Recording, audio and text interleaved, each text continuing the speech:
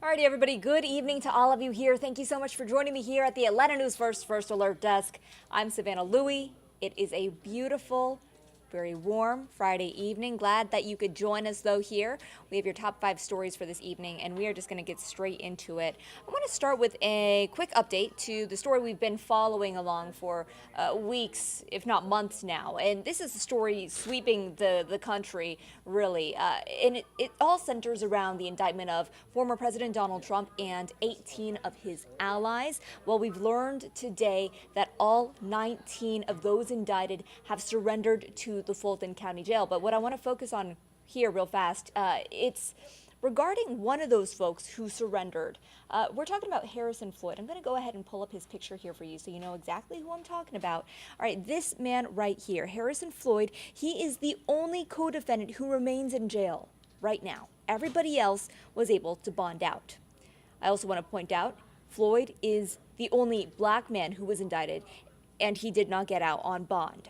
Now, all of this was announced in a virtual emergency hearing when a judge ruled Floyd a flight risk. All right, what you're looking at here, or what you just saw there, were all the folks who were indicted with those mugshots. But again, this is Harrison Floyd. I want to point out here, we are learning that Floyd cannot afford an attorney. And the Georgia Public Defender Council says he does not qualify for an attorney. So that's part of the reason he is still in jail. All of those other folks who were indicted, they had bond agreements before they actually entered into the Fulton County Jail, which meant that they were only there, for example, former President Donald Trump was only there for about 20 minutes or so. Because Floyd did not have that pre-agreed upon bond arrangement, he is still inside. He was the only co-defendant not to pre-negotiate a bond before turning himself in. And so he will likely stay in jail until his arraignment. That has not been decided yet. The date, that is. Just a little background here on Floyd. He is the leader of Black Voices for Trump, and he faces allegations of violating Georgia's Racketeering Act, conspiracy to commit solicitation of false statements and writings, and influencing witnesses in the Fulton County DA investigation into efforts to overturn the election. He allegedly arranged a meeting between a Fulton County election worker and a publicist, in which that publicist allegedly pressured and threatened the election worker in regards to overturning the election. By the way, that publicist was also one of those indicted. She's on the top row there. However, she has indeed, or in fact, bonded out.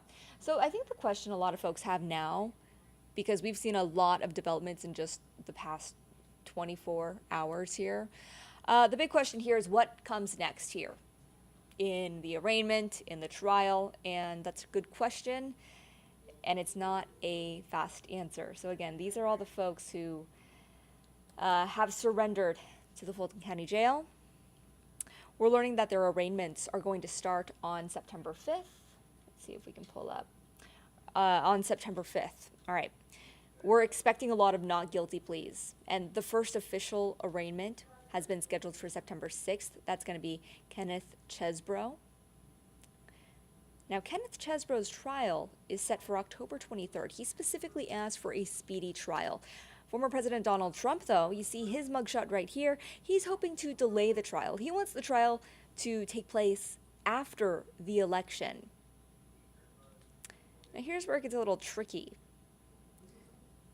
Fulton County DA has previously said she wants all 19 defendants to be tried together in a perfect world, right? All these people to be tried together. That's part of the reason why there's a RICO case out there. All these people charged together with racketeering and conspiracy.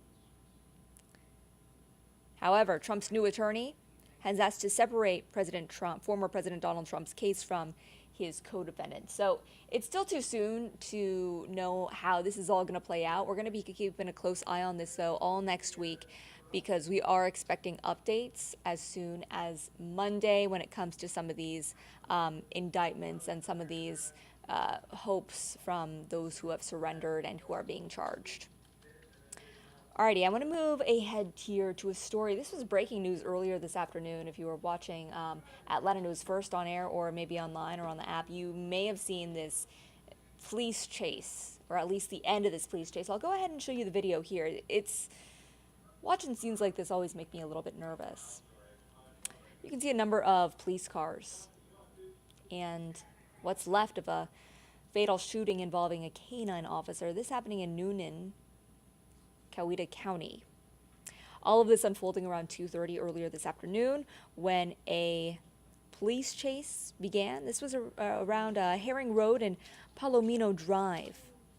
Now, authorities tell us, they say, quote, due to immediate threat of life to civilians and law enforcement, end quote, deputies used deadly force as the chase ended.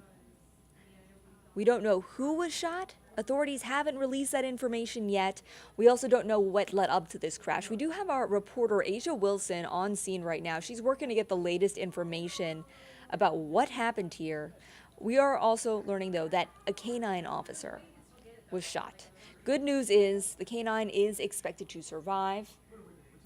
Right now, the GBI, Georgia Bureau of Investigation, is overseeing a new investigation over what exactly went on here earlier this afternoon. That is standard protocol whenever there is an officer-involved shooting here in the state of Georgia. So as we learn more details, we'll be sure to keep you updated. And Asia Wilson, again, is going to be bringing us a live report later this evening in our 11 p.m. newscast on WANF. All right, now I want to get to a story that had parents and families in Gwinnett County just so nervous to send their kids off to school or any extracurricular activities. Again, this in Gwinnett County, as a series of threats were made to some students here at South Gwinnett High School. What we've learned is that a 16-year-old student has now been arrested for those threats and is charged with making terroristic threats. There was a school shooting threat on social media earlier this week. Local, state, and federal law enforcement got involved, and this threat comes after chaos at Discovery High School Stadium last Friday, exactly 1 week ago, when there were rumors of gunfire. It caused a complete panic. You may have seen some of those kids running just a few seconds ago in some of those frames. Again, a 16-year-old student has been arrested for threats.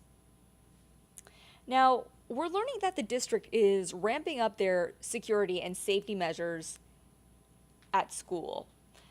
This includes a variety of elements here, including putting extra officers in some of those campuses just to keep an eye on those children, on those students and teachers and staff there as well.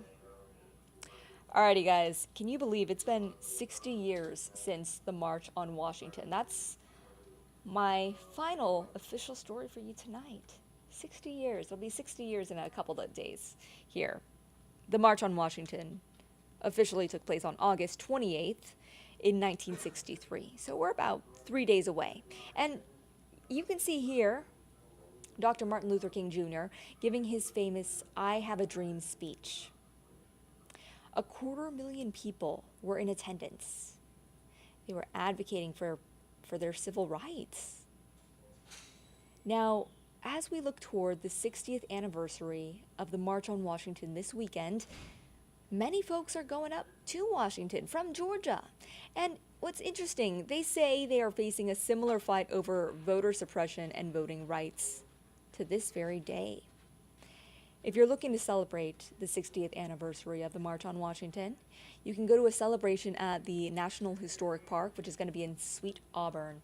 That is going to be this weekend. And we have more information on that story at AtlantaNewsFirst.com, along with the Atlanta News First app. Our reporter, Brittany Ford, was on that story earlier today, and she did a really comprehensive piece just detailing some of the hopes for this weekend from the advocates who are going up to our nation's capital, and then also how you can really get involved here in Atlanta if you wish to do so. Alrighty, guys. As always, I am so glad that you could join me tonight on this Friday. I hope you all have a very safe weekend. Stay cool if you can. And, you know, this weekend you actually might want to go here, out on the water. Oh, my gosh, doesn't that look nice? Although, you know, I haven't been out to the lake in a while, but I'm worried it might feel a little bit like bath water. It's so warm out there. We have First Alert meteorologist Patrick Pete. He is on deck. And Patrick, I know you guys were projecting some first alerts for the weekend. Yep. Is that correct? Yes, ma'am. First alerts all weekend. Temperatures are going to just be uncomfortable. Listen, this is going to be a good opportunity for you to get out and about before sunrise and after sunset. That's going to be the best time because during the afternoon, these temperatures and these feel-like numbers are actually going to be quite brutal. So we do have first alerts not only for Saturday and Sunday, but it actually extends into Monday. Let's dive into this information. We're talking about dangerous feel-like temperatures, 100 degrees plus.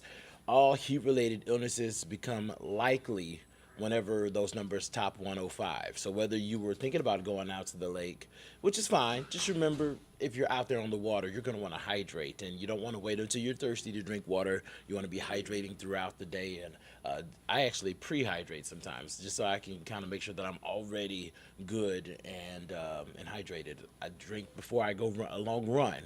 I'll drink the day before, drink a gallon of water before I run 5 or 6 miles on the following day. So we're first alerting for the heat, and then as we head into Monday, we're first alerting because there's going to be some scattered showers and storms are going to be building into the forecast. And as we extend out the forecast to 7 days, we're talking about the chance for rain from a tropical system that's going to gradually approach our area. It should hang out in the Gulf of Mexico. Guidance has been trying to get a little bit south and east of Atlanta, but that means that some of our viewers could get a little bit of rain. So we'll be watching that for the next week. Meanwhile, skies are sunny for the first half of the day.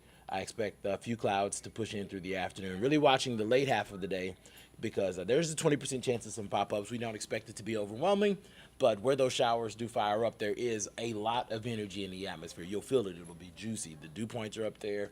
These thunderstorms can tap into all of that moisture in the atmosphere and the energy, and they can actually explode and produce heavy downpours, lots of lightning, and strong winds. So while there isn't a widespread severe weather risk, one of these isolated storms, don't be surprised if we do get a rogue, stronger storm. Showers and storms should taper off the closer we get to 11 o'clock as we get further away from the heating of the day, bud. A first alert for all afternoon. I don't know if you're going to the BJA tour, but already feeling like 101 at 11 a.m., easily sailing towards 105 by 2 o'clock, and it's going to really be anywhere from 11 a.m. to about 7 p.m. that you're going to want to kind of hold off on cutting the grass and doing anything that's strenuous outdoors because it's just going to be ridiculous. Heading into Sunday, folks heading out to church early morning, 8 o'clock, mid to upper 70s across the region. See those feel-like numbers. Flirt with the 100 degrees by lunchtime. I do think temperatures are going to be a tad cooler on Sunday, and we're talking about a degree or two, so still in the mid to upper 90s. But we're going to be tracking scattered showers and storms that are going to be firing up. I do expect there to be more of that energy Sunday than Saturday, but the best chance for widespread rain will arrive on Monday. So we'll be tracking some of those showers. We're first alerting Sunday because of the heat and those pop-ups. Meanwhile, keeping an eye on the tropics where Tropical Storm Franklin continues to churn. You can kind of tell from this satellite loop that it's looking very disorganized. It's experiencing some wind shear, and the actual center of circulation is a little bit displaced from where you're seeing most of that convection. So that's why those winds have essentially been weakened to about 50 miles per hour because it has become a little bit more disorganized, not quite tightly as round. The forecast is for it to intensify as we head into next week, and we'll be tracking that, but keeping a closer eye on this system that is going to eventually emerge into the Gulf of Mexico, because right now it has about an 80% chance of development over the course of the next week, and pretty much all of the models pick up on it organizing. So we feel very confident that we'll see at least a tropical depression. In any case, it's going to be tropical moisture that is going to be building into portions of southern Georgia. And right now, guidance has a front moving in, and I can show you that. Scattered showers and storms along this boundary on Monday. That boundary is going to be hanging out on Tuesday, so we'll have some redevelopment as we push into Tuesday afternoon. And it's that boundary that's going to keep the heaviest of the rain to the south and east of us. Will there be some light showers Wednesday? Right now, we're keeping that chance at about 30%. That's still several days away. As you know, with these systems, a little bit of a jog one direction or the other could mean more rain, could mean some higher winds. So right now, the consensus is that the bulk of the rain and the stronger winds, which would be like 40, 45 miles per hour wind gusts, should remain to the south and east of us. Meteorologist Fred Campagna is going to have an update on this information at 11 because we'll get some new data in. But of course, meteorologist Courtney Jacobazi and Cutter Martin are going to be diving into all of this over the course of the weekend, so you can check in with them, and they're going to have updated model runs as well. So right now we're watching the rain hang out to the south and east of us, a 30% chance of showers on Wednesday, and we do expect things to dry out by Thursday. So here's that 7-day forecast so you can plan ahead. The one thing that should be jarring outside of the first alerts for the next few days is that temperatures will eventually slide into comfortable territory, low to mid 80s for the bulk of next week. We just have to get through all of this heat this weekend, the unsettled weather with the pop-up showers and storms in the afternoon, more of that rain on Monday. It should eventually clear out sometime late Tuesday, which will really just tee us up for watching this system on Wednesday. The further that front slides to the south and east, the more of our viewing area will be dry. So we'll continue to time out that forecast, and we'll keep you posted, of course, on here, online, and on our newscast. So I'm going to switch to the 7-day one more time. Check out YouTube. I know it's Friday night, so typically, there's a lot of you guys on here. What's going on? Happy Friday. I don't see any questions about the forecast, which means that you guys get what's going on. So I'm going to let you screen grab the 7-day, and I will send you on your way. I'll catch up with you guys on Monday. Happy weekend.